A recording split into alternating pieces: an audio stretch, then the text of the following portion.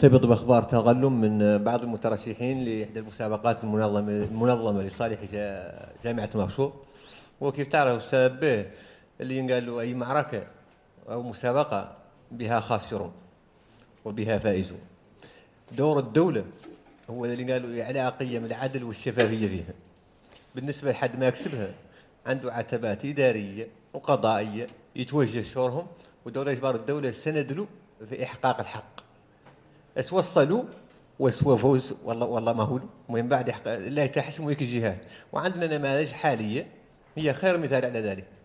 قبل يومين والله ثلاثه سولتوني في المؤتمر الصحفي السابق، قلت لكم انه لا في اطار معايير الاستحقاق والجداره واعلاء قيم العدل ان مسابقه الصندوق الوطني للضمان الاجتماعي نقاستها لجنه التفتيش، وتبين بأن حجم الخروقات التي حدثت داخل المسابقة لم تضمن لها الآليات الكفيلة بإثبات صدقيتها، وبالتالي تمت إعادة تنظيمها من جديد والإعلان عن تنظيم جديد. إياك حد لا يفوز على بينة ويعود مستحق.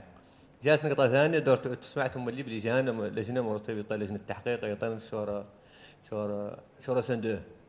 هذا كامل اللي قرنوا اللي قالوا البوصلة الكبيرة بانه اللي قالوا المتغلمين الابواب قدامهم مفتوحه، وين يعود عندهم الحق يدورون يعطالهم، وين يعود ما عندهم الحق يدور تنقال لهم مولي.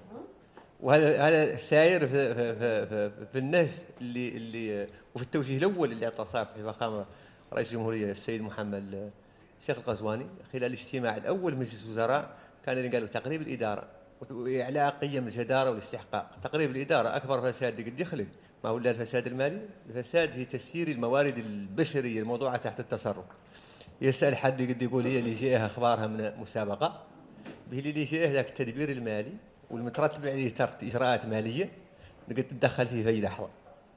اللي قد ان شاء الله اللي ينجح حد المسابقه ما يستحقها، ما هو لا ظلم لاخرين غير اللي عدم تكريس القيم العداله وافساد على الدوله به اللي الذين لفظهم السوق ولا تكتتبهم، وبالتالي لا يترتب عليه اعتمادات دائمه وملزمه للدوله حيال من لا يستحق في مسابقه فيها تنافس وفيها شفافيه وفيها اعلام. لذلك بالنسبه للمترشحين في الجامعه ما قدامهم العتبات مفتوحه، لا عاد لجنه المسابقات يقيسوها، وإذا عادوا يقيسوا البعد القضائي يقيسوه، وقطعا الإرادة خالصة بأنهم سيحسن بهم وفق قيم العدل. بس وصى لتغات المسابقة ولا الصوابقات ذاك بعد الكلمة اللي ترجع لهم هم. هم سوى الحد عن أخبار إشراك الصحافة مشركة إن شاء الله في كل نشاط له يتعدل، وسوى الوزارة وسوى القطاع وسوى في المهرجانات. بالنسبة لدار الصحافة الدولة وفرت منحت تقريبا 10 هكتارات لصالح مدينة إعلامية موريتانية، وسيخصص هكتار منها لبناء دار للصحافة.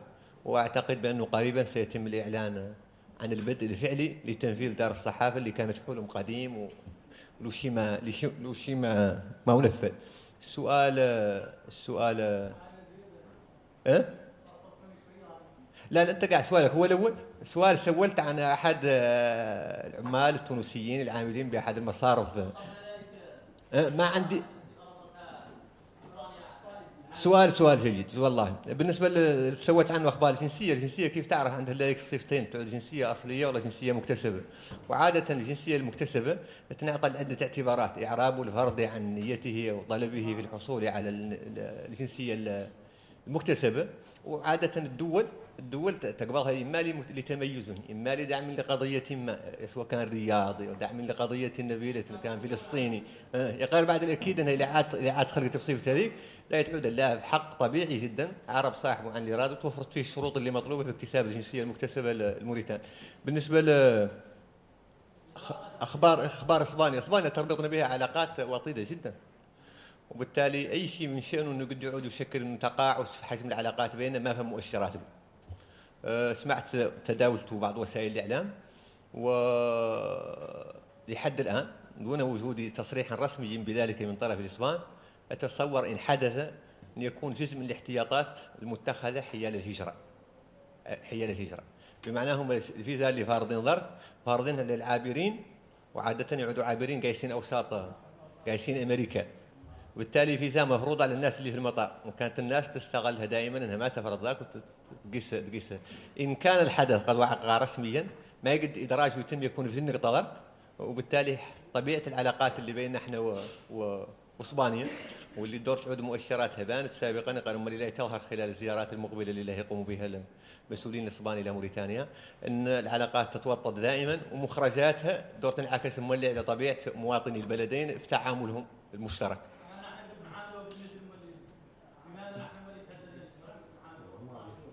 لا لا، حني اولا صيغته ثنتين، حني اولا تتاكد ان الحدث وقع، والناحيه الثانيه المبرر مولي انه المبرر اللي متداول.